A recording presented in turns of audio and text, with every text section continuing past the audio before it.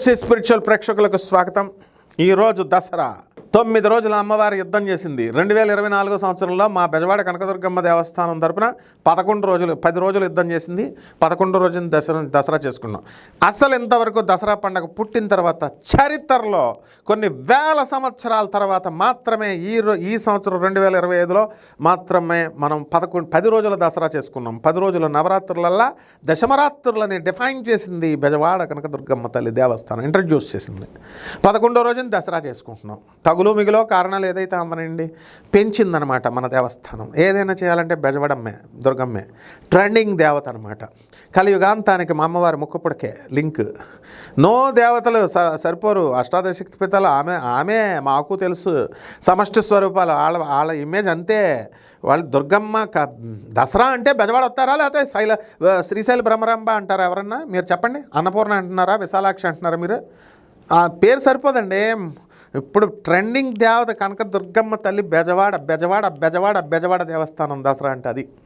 అటువంటి జగన్మాత అయినటువంటి ఆ బెజవాడలో మనం మొట్టమొదటి రోజున చక్కగా కలశ స్థాపన చేస్తాం. ఇప్పుడు కలశ ఉద్వాసన చేస్తాం, సీమ ఉల్లంఘన పూజ.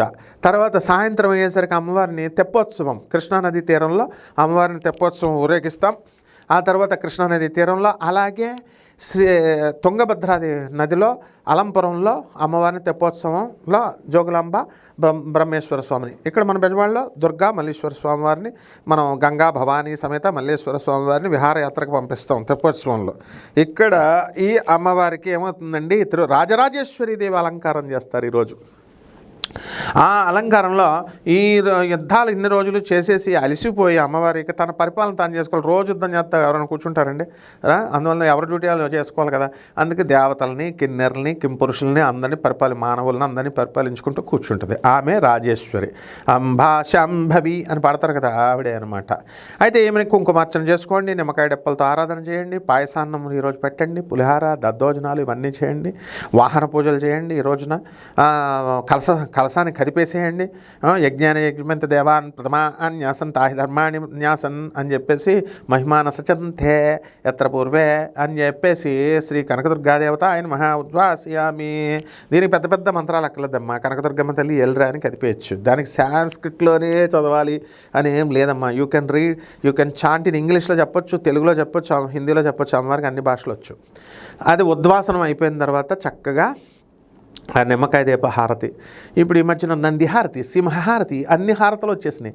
ఎక్కడున్నా ఇదివరకు పచ్చకర్పూరంతో మామూలుగా ఇచ్చాం. ఏకహారతి, ద్వితీయ హారతి, ఇవన్నీ అట్రాక్ట్ చేసుకోవడానికి దేవస్థానాలు వాళ్ళ పాటలు వాళ్ళు పడతారు. డబ్బులు కలెక్షన్ వస్తాయి, జనం అంతా ఎగబడతారని. దొంగపీఠాలు, దొంగ గుళ్ళోళ్ళు వచ్చి ఇంకా సింహహారతి, నందిహారతి, ఎవర్రా మీరంతా? ఈ హారతలన్నీ ఏ పురాణాల్లో చెప్పబడి ఉన్నాయి? అందుకని మీరు కూడా అమ్మ దుర్గాదేవికి ఆరాధనకి కోష్మాండ హారతి ఇవ్వండి. చక్కగా మొట్టమొదటి రోజున మీరు కలశ స్థాపనలో చేసినప్పుడు ఈ యొక్క కోష్మాండంలో లేదా అఖండ దీపం పెడతాం, దాన్ని కూడా కదిపేయాలి. ఈరోజు నవధాన్యాలు వేసి పెడతాం, అది కదిపేయండి. ఆ తర్వాత కోష్మాండ హారతి ఇవ్వండి. కోష్మాండ దేవతలు అంటే యజమాని యొక్క శ్రేయస్సును కోరతాయి కాబట్టి అమ్మవారి స్వరూపం కోష్మాండ దేవత.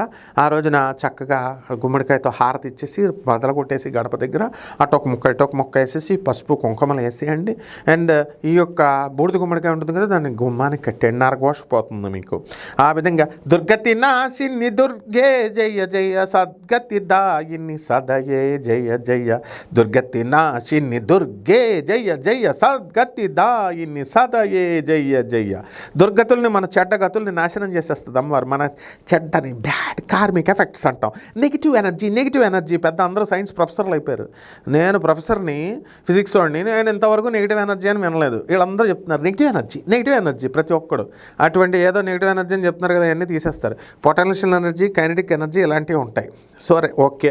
పాజిటివ్ ఎనర్జీని ఇస్తుంది. సద్గతి దాయిని సదయే జయ జయ, సద్గతుల్ని ఇస్తుంది మనకి. ఆవిడ దుర్గము అంటే చాలా పెద్ద కొండ, కష్టాలన్నింటినీ పోగొడుతుంది. ఈ దుర్గాదేవి మంత్రం ఓం దుర్గాయ నమః అంటే చాలు. ఒక బుద్ధి లేని వెధవ ఒకడు దుర్గాదేవి దగ్గర నుంచి చక్కగా ఈ సప్తమాతృకలు అక్కడి నుంచే పుట్టుతాయి నాయన. తర్వాత దశమహావిద్యలు అక్కడి నుంచే పుడతాయి. తర్వాత ఇంకోటండి మనకి మీ నవదుర్గలు పుడతారా నాన్న అంటే వాడు ఇది దుర్గాయ నమః అంటే చిన్న పాము, చిన్న మంత్రము, ఇది ఏం చేయలేదు దుర్గాదేవి. పెద్ద పెద్ద దేవతలు, దశమహావిద్యలు ఇవి బాగా కోళ్ళని మేకల్ని కోసేయచ్చు అనమాట. అక్కడికి వెళ్ళి పంచబలలు, ఈ బలులు అని చెప్పి మైథునం ఇలాంటి పిచ్చి పిచ్చి అన్నీ చెప్పారు. పాపం మా ఫ్రెండ్ అయినటువంటి ఒకరిని తోసేశారనుకోండి ఆ గుళ్ళో, అలా బోధించొద్దురా నాయన, అలాంటివి చెప్పకూడదంటే. ఈ బుద్ధి లేని గడితే సైలెంట్ గాడు ఆడి పేరు చెప్పడం ఆడికి పబ్లిసిటీ ఇచ్చినట్టు అవుద్ది. ఆ అడ్డగాడిదే గాడు వీడియో పెట్టి ఆ దశ మహావిద్యలు అన్నీ అమ్మవారి దుర్గాదేవికి అసిస్టెంట్లు అని పెడితే వాడు రెచ్చిపోయాడు. తోలు తీసానండి 10 వీడియోలు పెట్టి. తోలు తీస్తే ఇంటికి వెళ్ళి ఆఫీస్కి వెళ్ళి తన్నాను అనమాట. సో ఇలాంటివి ఉంటాయి కాబట్టి జాగ్రత్తగా. దుర్గమ్మ తల్లి సర్వశక్తిమంతురాలు. ఆ అమ్మ దయ ఉంటే అన్నీ ఉన్నట్లే.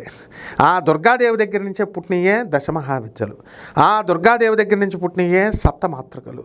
అరే బుద్ధి లేని గాడిదలారా, బోధించే గాడిదలు సర్వశక్తులు. మహిషాసురుడు ఏమని అడుగుతాడు, ఒక స్త్రీని చాలా అండర్ ఎస్టిమేట్ వేసేసి ఈ దేవతల మగవాళ్ళు వీళ్ళందరూ పెద్ద పోటుగాళ్ళలాగా, వీళ్ళని ఇంద్రుడు, చంద్రుడు, విష్ణువు, బ్రహ్మ వీళ్ళంతా పెద్ద పోటుగాళ్ళు, అమ్మవారి దుర్గమ్మ మీద అమాయకురాలు, ఆడద అబల అనుకొని మనం ఎలా ఫీల్ అయిపోతాం. అలా వద్దు, ఈ వీళ్ళ చేతుల్లో నాకు మరణం ఉండకూడదు, అమ్మవారి చేతిలో మరణం, అదే ఆడద నన్ను ఏం చేయలేదని అడుగుతాడు.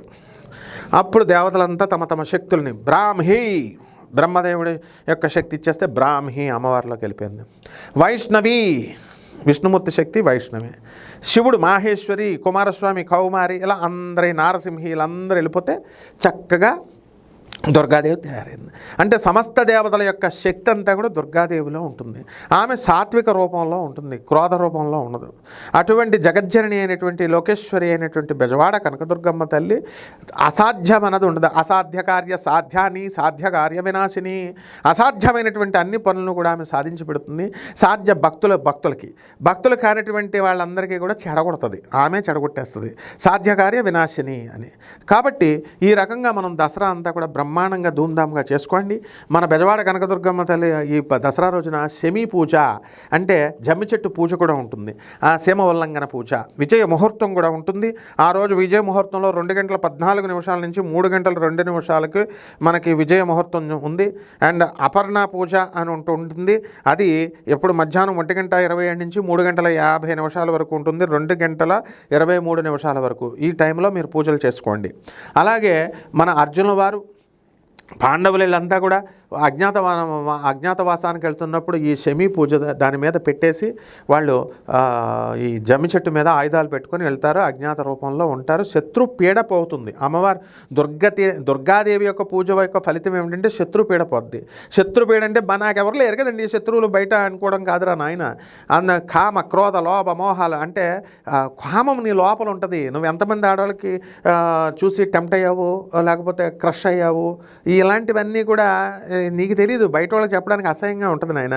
ప్రతి వాడికి ఉంటుంది. కాబట్టి ఇవే అంతఃశత్రువులు అంటే. కామ, క్రోధం, కోపం. ఎన్నిసార్లు నీ పెళ్ళం మీద అలిగావు? లోపము, పిసనారి, ఎవరికైనా అనాథలకి ఏమైనా దానాలు చేస్తున్నావా పేదవాళ్ళకి? ఇలాంటి విడదీసి చెప్పరు మా గురువుగారు జాగంటి గారు. వీళ్ళంతా ఏంటంటే పాపం సివిలైజ్డ్ పర్సన్స్లా స్మూత్గా చెప్తారు. మరి మనం చెప్పాలి కదా, ఎవరో ఒకరు చెప్పకపోతే ఎలా నాయన? అందుకోసం ఇవన్నీ కూడా శత్రుపీడ పోతాయి. మన బెజవాడ కనకదుర్గమ్మ తల్లి గుడికొచ్చి కృష్ణుడు, రాముడు, గౌతమ బుద్ధుడు, తర్వాత హ్యుయాన్సాంగ్ చైనీస్ యాత్రికుడు హ్యుయాన్సాంగ్ వీళ్ళందరికీ కూడా తారారూపంలో దర్శనమిచ్చింది. అర్జునకృత దుర్గాస్తవం అని ఉంటుంది, అర్జునుడు రాశాడు. ధర్మరాజుకృత దుర్గాస్తవం అని ఉంటుంది, ధర్మరాజులు వారు రాశారు అమ్మవారిని స్తుతిస్తూ. ఇప్పుడు మనం కూడా అమ్మవారిని స్తుతిస్తే ఈ విజయదశమి రోజున మనకు అన్ని విజయాలే. ఎవరెవరైతే వ్యాపారాలు పెట్టుకోవాలనుకుంటున్నారో, కొత్తగా షాపులు పెట్టుకోవాలనుకుంటున్నారో అందరూ కూడా ఈరోజు స్టార్ట్ చేసేసేయండి. ఏ ముహూర్తం అవసరం లేదు. ఇంకా మీకు అమృత గడియలు కావాలి, మనకి విజయ ముహూర్తం కావాలంటే 2:14 మధ్యాహ్నం నుంచి 3:02 మధ్యాహ్నం వరకు పెట్టుకోండి. బ్రహ్మాండం, సూపర్ సక్సెస్, శుభమస్తు.